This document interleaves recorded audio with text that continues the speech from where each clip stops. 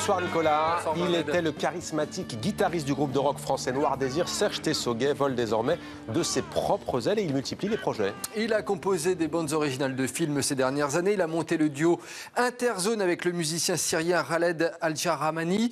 Ou dernièrement, il a encore créé le projet Kit de survie, un mélange d'influences afro, rap et rock. Bref, Serge Tessoguet, c'est un homme bien occupé. Et là, il sort un nouveau spectacle empli de poésie. Ça s'appelle Debout dans les cordages, une mise en musique des textes de l'écrivain antillais Aimé Césaire. Un projet aussi puissant que touchant. Regardez. Mon grand-père meurt, je dis hurrah!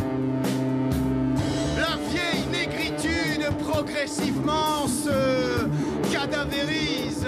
Depuis la séparation de Noir Désir, Serge Tessoguet, l'ex-guitariste du groupe, se plaît à explorer de nouveaux territoires musicaux.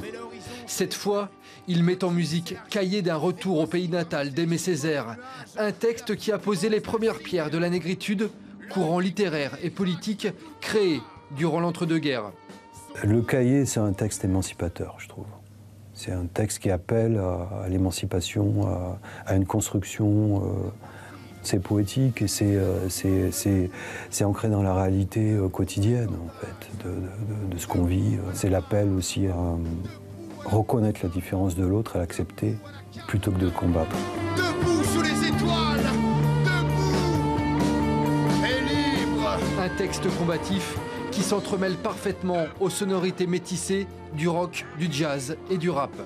D'après les réflexions d'Aimé Césaire sur la colère créatrice, dans le sens où elle est positive, où elle propose quelque chose qui est jaillissante, qui est volcanique, on ne pouvait pas rester dans une idée de créer une musique qui soit fixée et qui soit interprétée toujours de la même façon.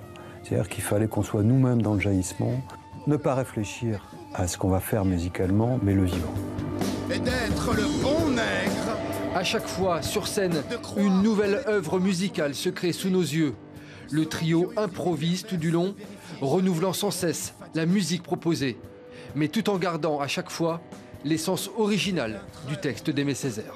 Et il faut rester inventif, créatif, mais ça suppose d'être indépendant. Ça suppose ne pas d'avoir de compte à rendre à personne, à part les gens avec qui je travaille, les autres musiciens avec qui je travaille, évidemment. On a besoin d'être vraiment autonome.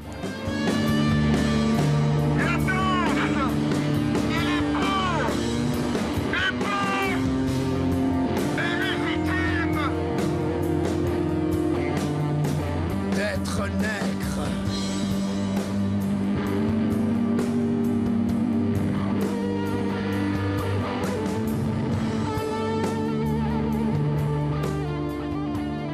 Et à présent, Nicolas, des nouvelles de Justin Trudeau. La dernière fois qu'on a parlé du Premier ministre canadien dans la chronique culture, c'était pour une bande dessinée. Il avait enfilé les habits d'un super-héros. Cette fois, il a son double en statue au musée Grévin de Montréal. Une statue de cire, bien entendu, puisque c'est le musée Grévin. Une statue qui a été présentée ce mardi et que l'on trouvera dans la collection permanente du musée de Montréal, aux côtés de Barack Obama, de Céline Dion ou encore de Lady Gaga. Et cette statue, eh bien, sachez Mohamed qu'elle a été imaginée par l'artiste français Éric Saint-Chaffray et fabriquée en France par une équipe d'environ 20 personnes qui ont travaillé sur plusieurs détails comme les vêtements, la peinture et les implants capillaires. Elle a déjà beaucoup de succès. Les chaussettes aussi, on a Les dit, chaussettes ouais. aussi. Beaucoup À de l'effigie succès, du Canada. déjà, cette statue. Beaucoup de monde pour venir prendre des photos avec. Voilà, on imagine le monde qui va venir prendre les photos avec les chaussettes. Beaucoup.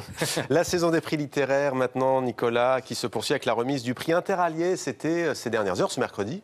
Un prix qui revient à Jean-René van der Platen pour son roman La nostalgie de l'honneur, un livre de souvenirs personnels et de réflexions inspiré par la vie de son grand-père, compagnon de la Libération.